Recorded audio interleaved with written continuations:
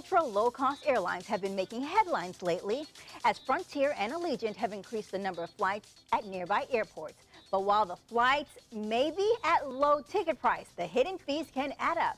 So we brought in a professional travel expert and the host of Jet Set, Galen David, to give us some advice. Now, Galen, I'm big on this. Like every weekend I try to go somewhere and I'm always looking for the cheapest tickets.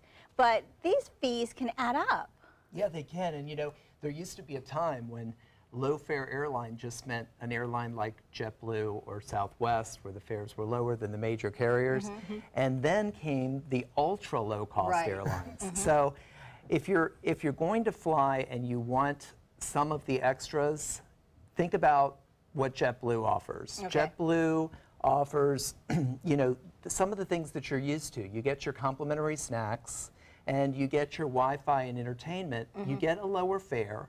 Now, Southwest offers both of those things too, the snacks, the beverages, the Wi-Fi, and you also get the checked bag. So that's another fee that you're not going to have to pay. Yeah.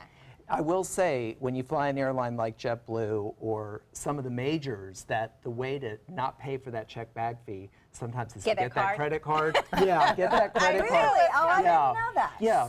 So, you know, right now we're doing a comparison between low cost, like for instance with Southwest, and then an ultra low cost. So what is the difference between the two? Well, the difference with an ultra low cost is, you know how you see those fares where they say, hey, Allegiant is going to start flying from $49? $49, and you get all excited, and you go and you look at the website, and you find out that by the time you've selected your seat, you've checked a bag, you've done those things, your fare can sometimes more than double, and you find out that you don't even have to go through that hassle, and you could book with another airline and just, you know. It's automatic. It's automatic. You know, it really depends on what your expectations are, and if you want to just go through and coast through the travel experience, sometimes you just have to make that choice and decide. So I know we were just looking at some of the amenities that you get with the ultra low, and I don't know if we can pull it back up, but what are those when you're talking about Spirit and you know, what are you paying for? This is something that's really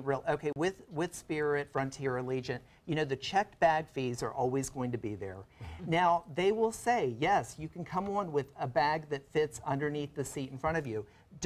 People sometimes forget that, and they go to the airport with the rollerboard, and you are charged to use the overhead compartment. Which is crazy. Which doesn't really make sense. And I will tell you that the major airlines have jumped on board, and they're offering, yes, they're offering a basic economy fare that does the same thing. You pay for that overhead, so you have to be very careful when you book on major airlines that you're not getting their basic product. That's how they refer to it, as basic. Now, I will say one thing in defense. I just flew an ultra-low carrier, and nobody had anything to store because of the fee. We got on that plane and off that plane like that.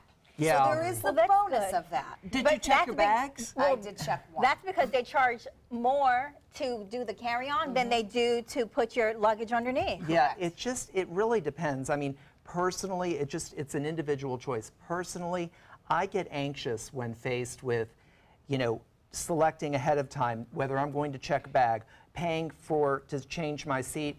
I prefer to go ahead and just get an all-inclusive ticket that lets me go ahead and do those things, and there's just less anxiety when you travel. Especially if it's vacation, you don't want to get stressed out about what I can't bring, or I have to share a bag. Well, it bothers me that if it's a cheap flight, maybe it's a cheap airplane, too. So it might not be as safe. Well, I'm going to say something. Without mentioning the airline, I will say that one of these ultra low-cost airlines does have an issue with not having accidents, but actually planes returning because of maintenance issues.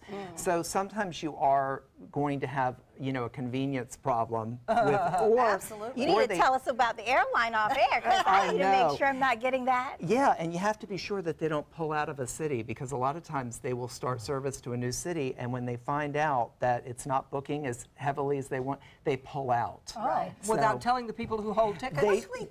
Tell us about the money. And what, you know, we keep talking about these hidden fees. What does it mean to the airlines? Are they making money? Airlines were trying forever to figure out a way to make money, and these extra fees, ancillary fees, they are making the airlines billions, Ooh. and Spirit makes the most. They've mastered it. So they make almost $50 a passenger, and it goes all the way down. I mean, Alaska Airlines, which is rated the best airline over and over again, they still make money on the fees. So people find that sometimes paying that fee gets them the seat that they really want. So they Wow. like being able to get that.